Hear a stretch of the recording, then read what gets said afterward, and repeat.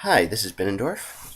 Welcome back to another episode of Crusader Kings 2, The Old Gods. We last left off, we had just finished in uniting Denmark under our banner, as well as taking a bit of Pomerania, and so that's where we'll be starting. First things first, it looks like we don't have the gold to create the Kingdom of Denmark quite yet, but we will get there. And we still have this particular plot that really isn't doing much of anything for us, so I'm going to go ahead and close that. See if we have any other plots. No, nothing really useful here. Apparently we could convert to Catholicism thanks to our concubine. We lose a whole lot of prestige and gain a lot of piety, but Norse loses some moral authority. We're not going to do that. We could also commission a runestone.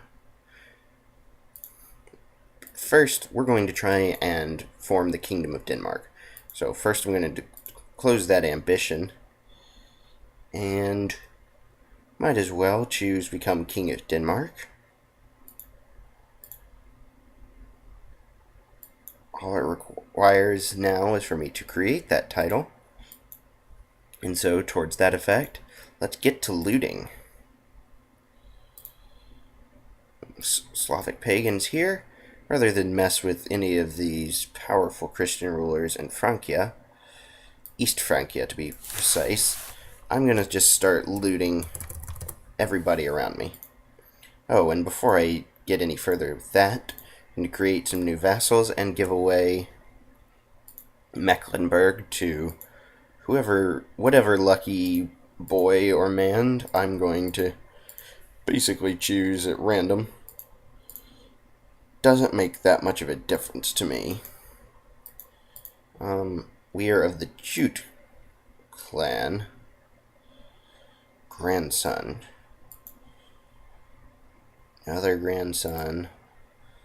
Let's see if there are any... No, they're all related.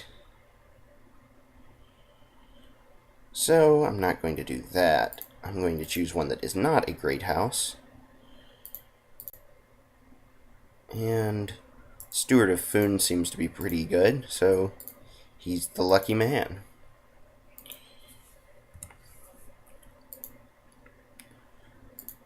Ringsted. Yeah, we're saving up some money for becoming the King of Denmark. And another of our concubines has become pregnant. How wonderful for her. Another annoying faction. I wonder if I can imprison. No. I don't want any of those as concubines. And I don't have the money to assassinate. So I'm just going to have to... Well, actually... Let's see, he's in Skane. So I'm going to send my spy master to scheme and hopefully discourage the noble from having that faction. And looting has begun. Not a lot of money worth looting here, but it's a little bit. The siege has weakened. It's looking like... Yeah, it's not a super long time to siege down this holding. Might as well crack open that golden egg, as Paradox calls it. Attacking troops taking some more losses from Vince. That's alright. There we go. Oh, 1 whole gold. Wow, that was hardly worthwhile. I'm going to move on then to more valuable land. And I might even try and mess with the Catholics. It only gives them 6 months to respond, and I can't imagine they're going to do that much in that short amount of time. Have another son here as an heir. Hopefully some of these will go off to the Vengarian Guard or something. And infant mortality has increased somewhat, so I may end up having to kill off 1 or 2 of these sons if they don't die on their own, but related to the infant mortality, they should die on their own here sometime soon. Successful sally by the defender, and we finished looting there, so going to move on. not worth breaking open this big of a fort. We are not bringing in all that much money, but... Mecklenburg has been converted to Norse. Excellent. Speaking of which, let's look at religions. Yeah, it looks like the Seer is still trying to convert here in Chester. And... oh, right, Chester was the one that I did not successfully put a Norse Guardian in charge of. Where was the other one? Leicester. But that kid is also still Catholic, unfortunately. Well, it may take a couple generations to get to a point we would like to get to. Alright, and now sieging in Hamburg, which is going to siege quite a bit, and probably is worth cracking open. Quite valuable. Oof. Independence faction has become quite powerful as well. Let me see. These are Norse. All of them are Norse. I'm going to have to try and kill one of these. See if anybody will join me in a plot.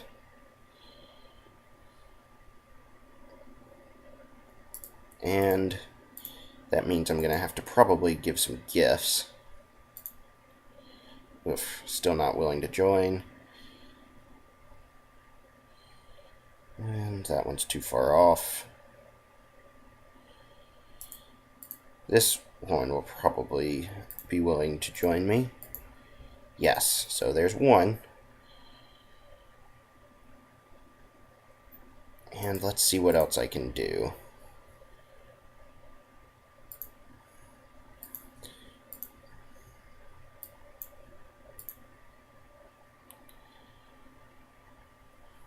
His name is Herweld.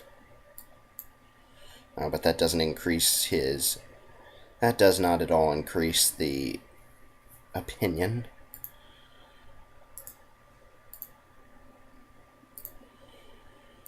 I really need to get him to like me.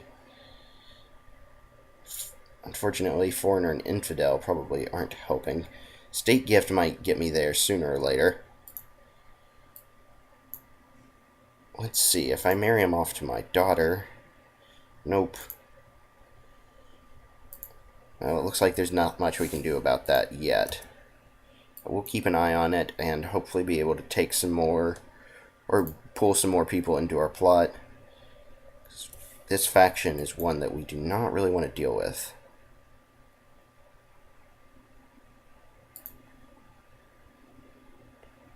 In fact, so much so that I'm going to move my spy master to Warwick to scheme. I really need to get that guy to stop plotting against me. We've collected a tithe in Jylland, giving us over the 200 gold, so let us become Denmark. Huzzah, huzzah. We are now Danish. And going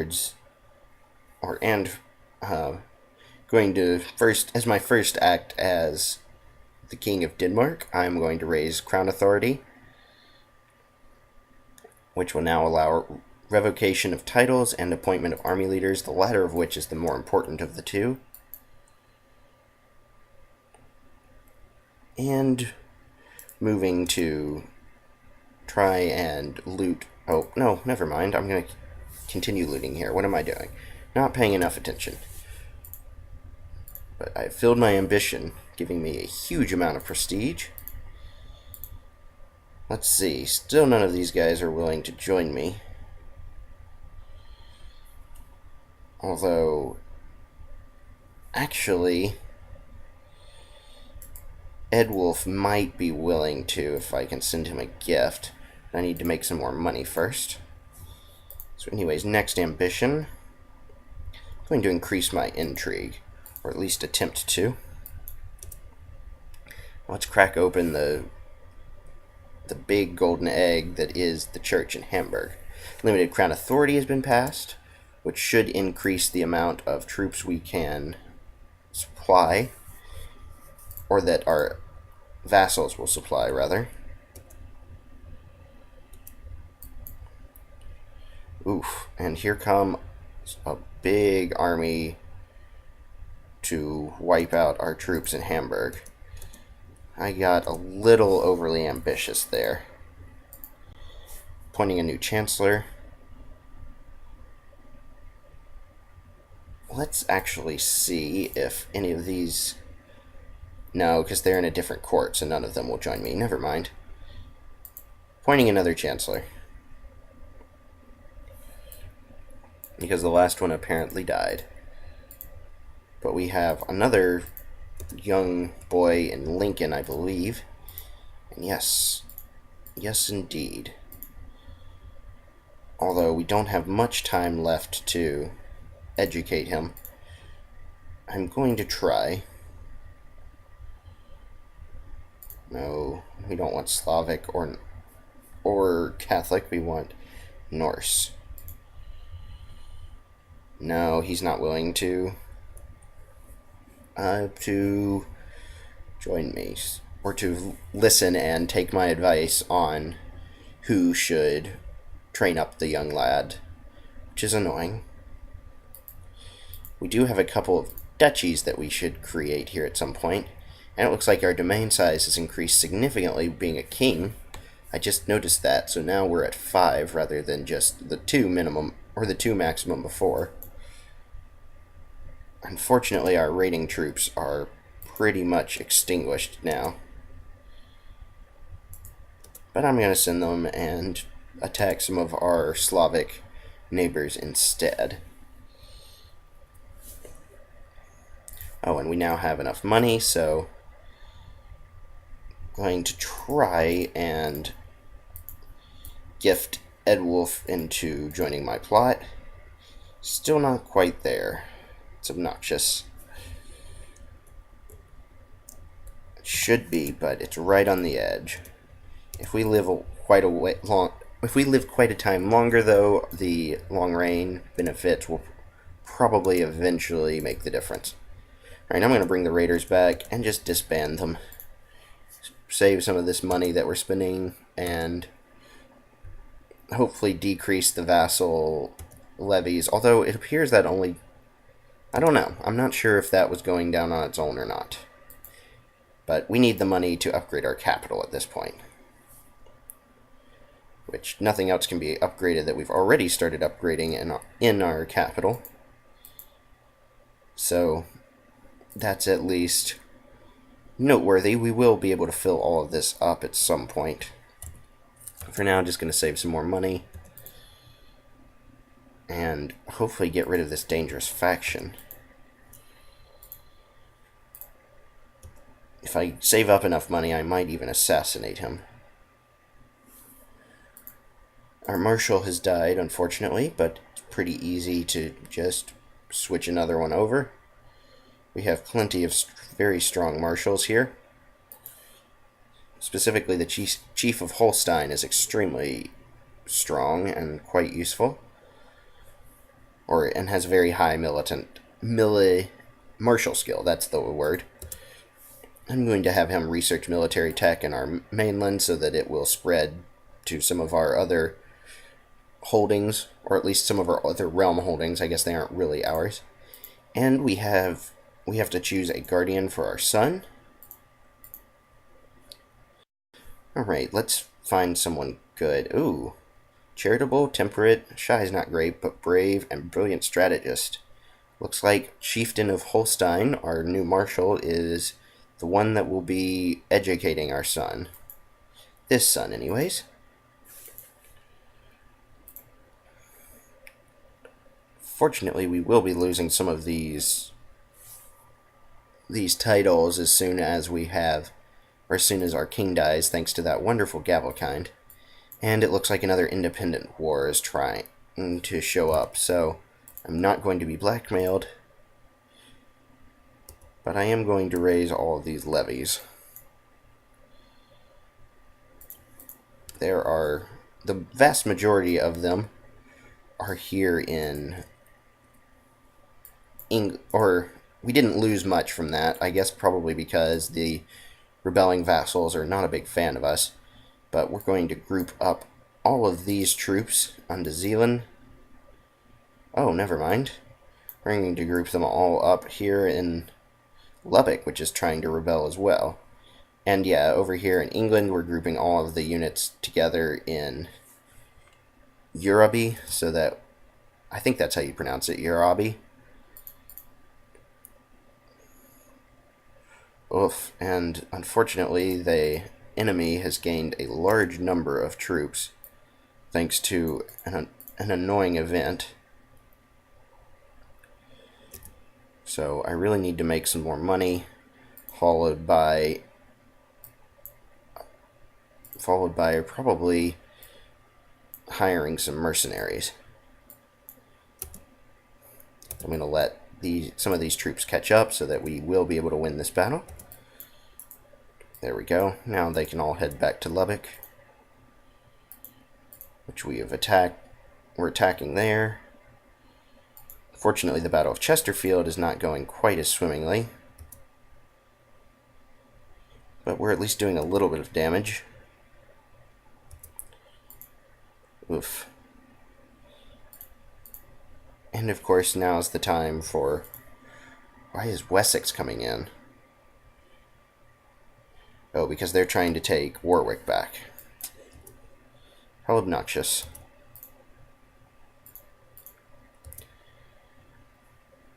Since this army here in England can't do a whole lot, I'm just going to raid with them while I'm waiting for the army here in Lubbock to finish, or to siege down the enemy, or just waiting to get enough money to pay for some mercenaries. But we certainly need some money either way. So looting seems to be the way to go. That was a decent siege event for us, though we are losing Urabi. Is deceitful or honest more useful? For this war, certainly honest. He's not of our religion or of our house, so there's really no reason that we would want his intrigue to be increased. He's only going to plot against us if that happens. And collected some money from the collect gold that our steward is doing, which is good because we really need it for hiring some mercenaries, which we really can't afford very well right now. We could hire these whole 750, the Finnish band, but for 75 gold, that's probably not... Well, that's actually all that they are, isn't it? So I guess I am going to hire them. Better 750 than none, and we can actually afford to upkeep them, I believe. But attacking the enemy here in Wales... Oof, Wessex is going to just completely stomp down the enemy armies, which suits me, saves us from having to do so. Oh no, the mercenaries are supposed to be 1,500. They will reinforce, though, while we have them raised, so just sending them over to join the siege in Lubbock, and once we're done there, we will move this army on over to England and finish the war there. We'll end up winning this, but it may not be pretty. And one of these sieges... Oh, yeah, we have done some damage to the attacking troops in Urabi. We'll have to re-siege that, I imagine. But this should speed up the siege speed here in Lubbock, which we're going to take all of it and then move these troops. So yeah, we lost the siege in Urabi. And Ivar of Holstein has gained some money from raiding. Good for him, I suppose. It is good to see that some of your vassals will raid without you, because that means they will have money to upgrade their holdings without you directly intervening. Finish sieging down the castle in Lubbock, and the temple and city will be much faster. Fortunately, lost again in Chesterfield, or in Urabi. And we've finished looting here in Powys.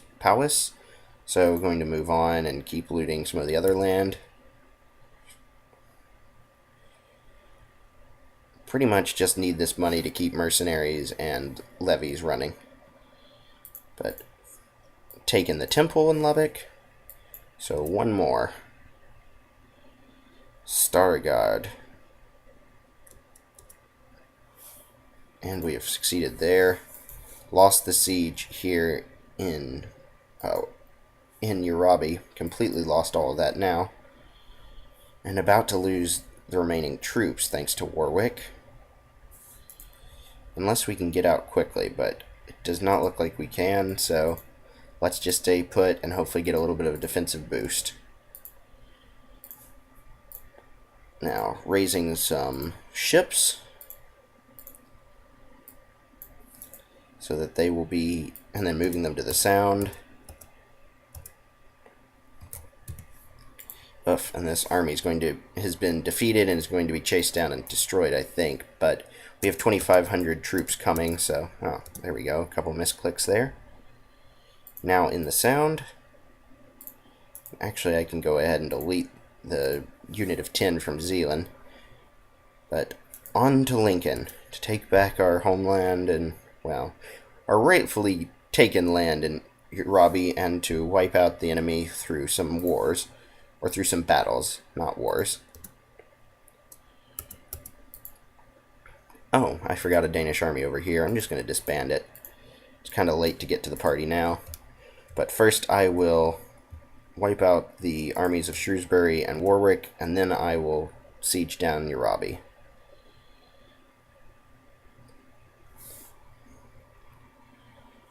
Oof. Bad siege event for us. Where's this one? Oh, Helsingborg. Yeah, they don't have enough troops from Lubbock to actually do anything in Skane. Disbanding this fleet of 10 longships, as well as this of 26. No need to keep paying the maintenance. And we have caught the troops in Worcester, although I should have given us a general to the center first. Ah, we just got the brave trait. That's always nice. Gives us an extra bit of martial. And despite not having a center general, which I am fixing right now, moving myself to the center.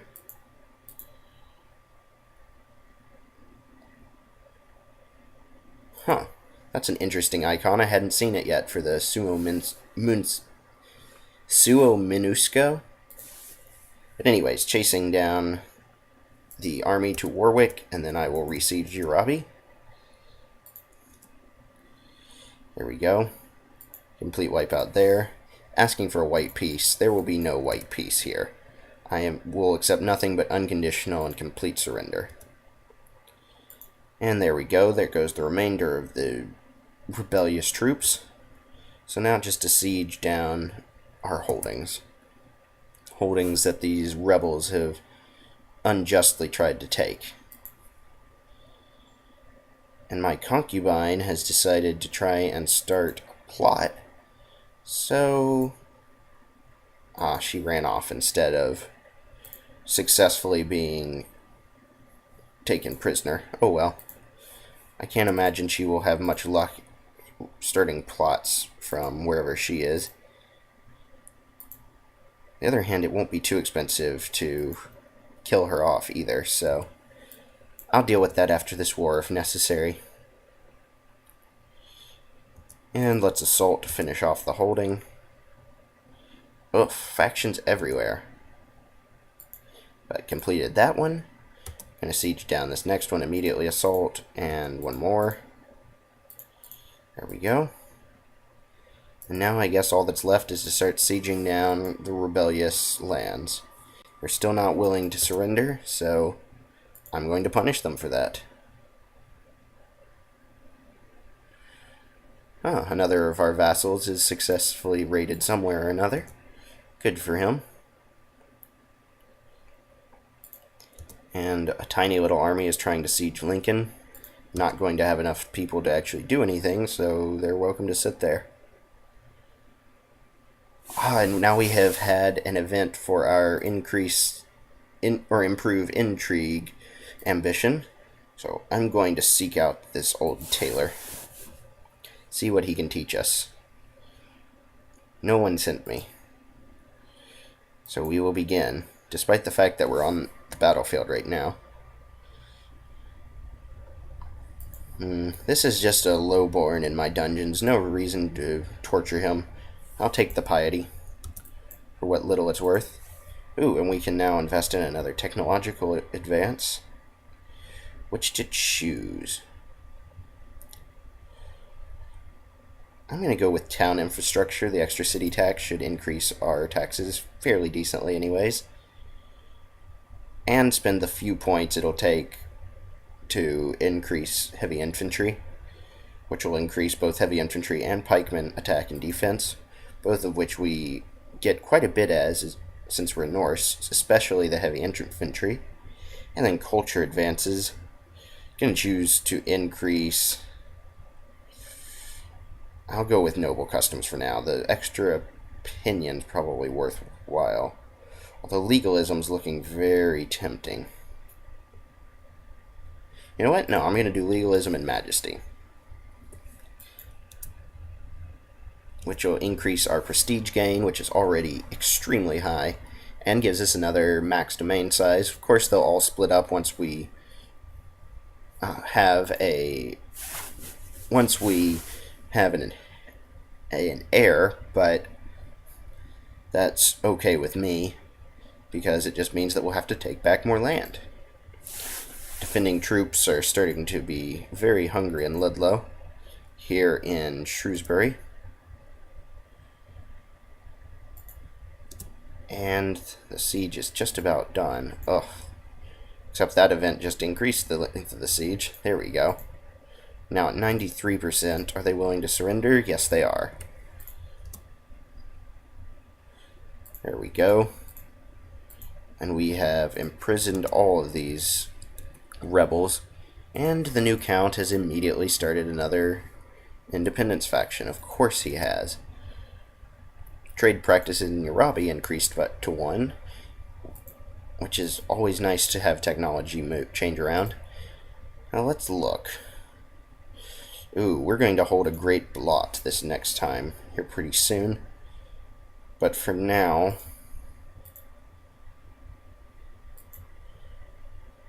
well, I'm going to leave. The Warwick guy is Norse. Let's see. Can I assassinate or can I execute him? No, it'll lower opinions. To release him from prison, and he would actually probably like me. But that doesn't seem very Viking-ish to be forgiving.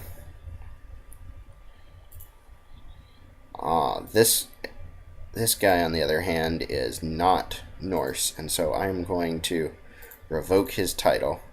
He's a traitor, and so no one will care at all. So I'm going to revoke his title, and then leave him in the dungeons. And I'm just going to keep Lubbock for myself. At least for now. It'll get split to one of my sons upon my death, but for the moment, worth keeping. And going to disband the mercenary troops and start looting with these other troops. Now, what else were we looking at?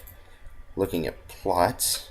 Now we're able to invite another to join our plot, which will bring us up to about 66%. Still not quite there for Herwald, and too soon to send him another gift. See if anybody's even close to being willing to join. Thodor might. Yes, he will. Just took a little bit of a greasing of palms.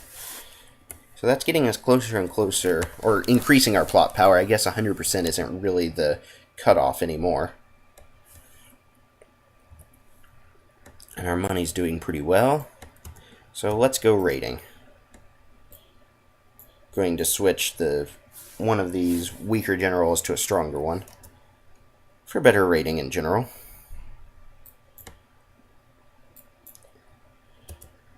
And just sieging on down, looting the countryside. These are joining our plot, as we knew they would. The war Wessex had against Warwick, of course, ended as soon as we ended the war. I really want just like one more of these to join in.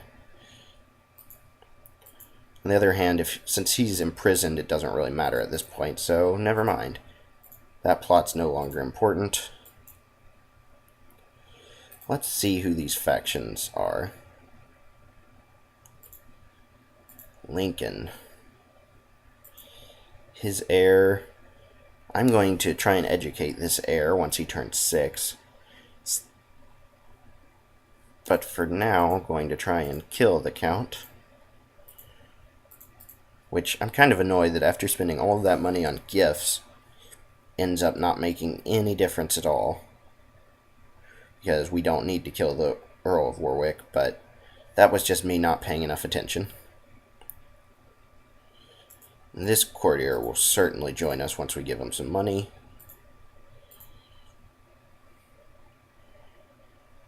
As will this one. It's not expensive. Oh no, he won't. Oof. I expected him to.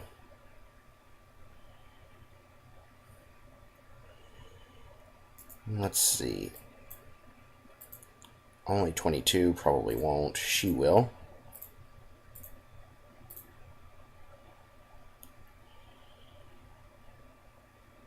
And let's see, 47, I'm betting. No, he won't either. Ugh. Well, at least we're spreading money around the realm, I suppose. But the plot's at 50% now. And we'll hold a great blot once it is between November and March. Siege is progressing pretty well here in Wales, which we're really just sieging for the fun of it, and for some money, I suppose. Gaining 2 intrigue on our king, that should help our plot power. It went up a little bit, and should keep others' plots against me from being quite as effective, hopefully. Alright, be November already. I want to sacrifice some Christians. Oh no, our king has become ill. And then the illness goes away. So it goes in Crusader Kings. Finished cracking open the valuable castle here in Wales and getting 21 gold from it. Almost 21 anyways. Plus a little bit of prestige. And these next sieges should be even quicker. Raiding is so much fun, and you make so much from it. In the meantime, I'm going to spend some of this money on barracks and horsens so that we will have a little bit better levies in the future. I'm going to focus on just upgrading our capital because a lot of the others will end up being given out to sons and all of that. And the Lower Crown Authority has been disbanded. So what I'm going to do is send my spy master back to study technology in Constantinople. And that's a bit of a bug, but wherever it is has been looted for another 18 gold. And we completely destroyed the temple. Oh my. That's a rare event, and very unfortunate for the owner of that holding. And it means that when we eventually take it back, we will have to build another holding, but we'll take it last, I imagine. Or at least a little bit later, since now it has one less holding and is thus quite a bit less valuable. And it is November, so let us hold a great blot. Can hardly wait. Some of these will not be... a lot of our Christian vassals won't show up, but some of them will send us quite a bit of gold. So we got quite a bit of gold from that, even after paying for the start of the blot. And I'll commission a runestone here pretty soon. But now for the human sacrifice. Executing some Christians for plenty of prestige and piety. Including the ruler of Shrewsbury. Which means now his son will be ruler, and he likes me quite a bit more, so that certainly suits me. But we got a pretty good siege event for the last holding here in Powys, which would be the city, which is not sieging down quite as quickly as the temple. The ex-temple now. And a Slavic. Yeah, this Slav that used to be the ruler of Lubbock has now been sacrificed as well. Not quite as much prestige and piety. Oh my. Apparently we can sacrifice pretty much everybody in our dungeons. So this Christian here, Count of Bedford, is going to be sacrificed. And now the feast. Oh, and we are now, our betrothed has now become old enough. It will cost us a little bit of prestige, but she's got pretty good stats, if I recall. So let us get married. Yes, she's strong, most importantly, and has a lot of stewardship, which allows larger domain size. And, of course, one of our guests gets drunk. Do we accept the wealth or the prestige? I'd rather have the money at this point. We have plenty of prestige.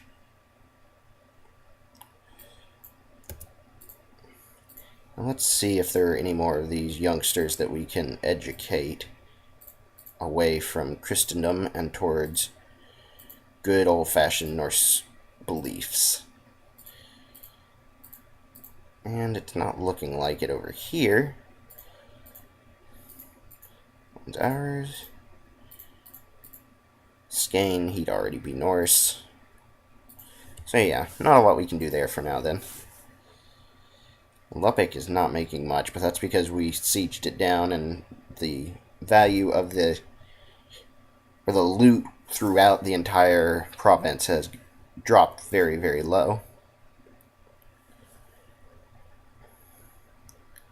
And I know I'm going to focus, well, never mind, I'm not going to do that yet. I'm going to commission a runestone. I will speak of myself in it. After all, I am a bit of a narcissist, and it's all sorts of prestige already. I'm going to mention my greatness on the runestone. The siege has been slowed down a little bit, but then to siege, well, and then a little bit more due to disease. The blot is finished, so increasing the morale of our armies and increasing our monthly prestige for a year. There we go. 28 gold, almost. Well, 27. Almost 27 and a half, I suppose. But all sorts of gold here. And we're done sieging there, so let's move on. Loot the next lucky bit of Wales, since they are at full loot and have a whole lot of loot in this state, or in this province, so soon it will be ours.